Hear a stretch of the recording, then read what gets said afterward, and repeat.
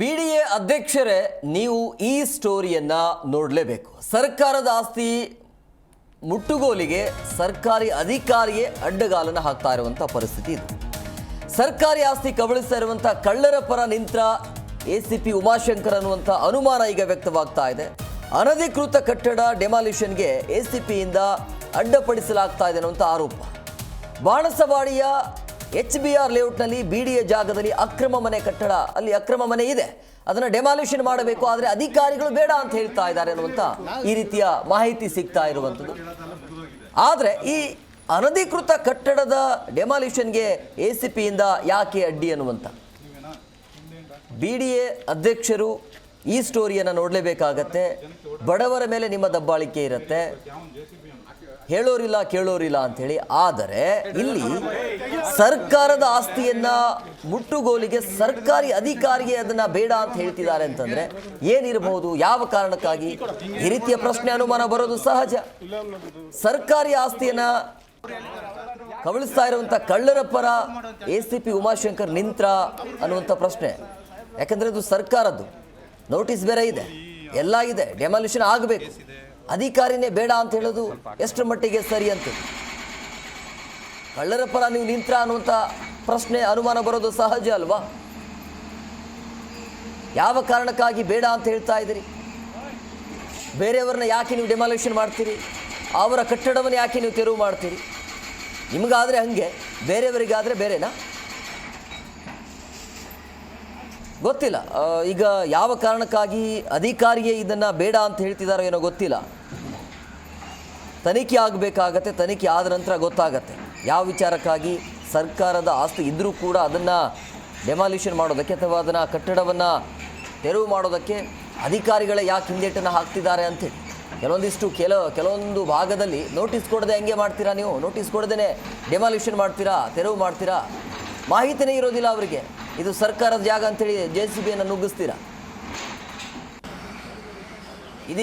ಇಲ್ಲಿ ಆಗ್ತಾ ಇರೋದೆಲ್ಲವೂ ಕೂಡ ಗೌರ್ಮೆಂಟ್ದನ್ನು ಗೊತ್ತಾಗ್ತಾ ಇದೆ, ಬಿಡಿಯದಂತೇಳಿ. ಆದರೂ ಕೂಡ ಅದನ್ನು ಅಕ್ರಮವಾಗಿ ಕಟ್ಕೊಂಡಿದ್ದಾರೆ ಅಂತ ಗೊತ್ತಿರುವಂಥ ವಿಚಾರ. ನಿಮ್ಮ ಮೌನ ಯಾಕೆ ಅಂತೇಳಿ, ನೀವೇ ಬೇಡ ಅಂತ ಹೇಳ್ತಾ ಇರೋದು ಯಾಕೆ ಅಂತ. ಈ ಬಗ್ಗೆ ಮತ್ತಷ್ಟು ಮಾಹಿತಿ ನೀಡ್ತಾರೆ ನಮ್ಮ ಪ್ರತಿನಿಧಿ ವಿಶ್ವನಾಥ್ ಫೋನ್ ಸಂಪರ್ಕದಲ್ಲಿದ್ದಾರೆ. ವಿಶ್ವನಾಥ್, ಈಗ ಅಧಿಕಾರಿಯೇ ಬೇಡ ಅನ್ನೋದು ಯಾಕೆ ಅಂತೇಳಿ?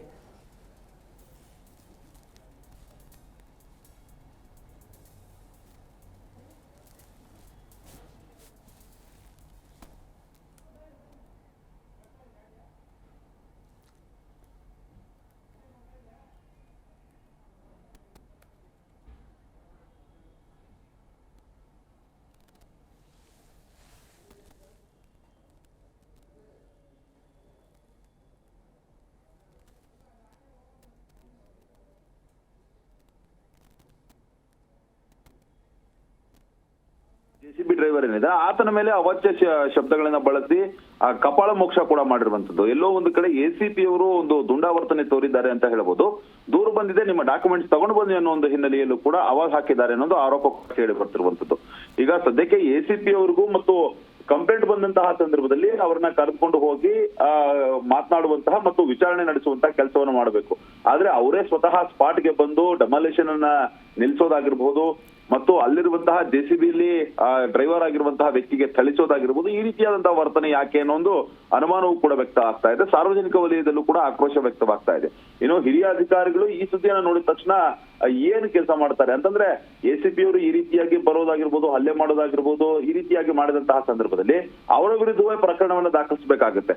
ಈಗ ಸದ್ಯಕ್ಕೆ ACP ಅವರ ವರ್ತನೆಯನ್ನು ನೋಡಿದಂತಹ ಸಂದರ್ಭದಲ್ಲಿ ಸಾರ್ವಜನಿಕರು ಕೂಡ ತೀವ್ರ ಆಕ್ರೋಶವನ್ನ, ಅಸಮಾಧಾನವನ್ನು ವ್ಯಕ್ತಪಡಿಸ್ತಾ ಇದ್ದಾರೆ.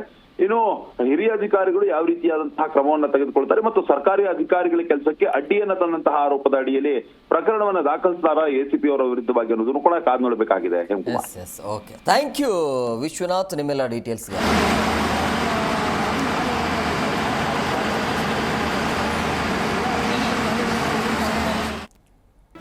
ಜಿ ಕನ್ನಡ ನ್ಯೂಸ್ ಈಗ ನಿಮ್ಮ ಮನೆಯಲ್ಲೇ ನೋಡಿ.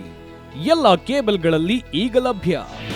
ನಿಮ್ಮ ನೆಚ್ಚಿನ ಜಿ ಕನ್ನಡ ನ್ಯೂಸ್ ಈಗ ಸನ್ ಡೈರೆಕ್ಟ್ ನಲ್ಲಿ number 292, Tata play number 1664, Jio TV number 1334, NXT digital number 30, in cable number 30, city networks 51, U digital number 162, GTPL number 17, Rockline telecommunications number 42, Shri Basaveshwara cable number 168, rural cable network 60, Vinayaka digital 57, Abhishek cable 821, city channel 53, Siddeshwara cable network 57, V4 digital Infotech 628, Surya digital networks 53, Gajanan digital number 836, Malnad Infotech private limited number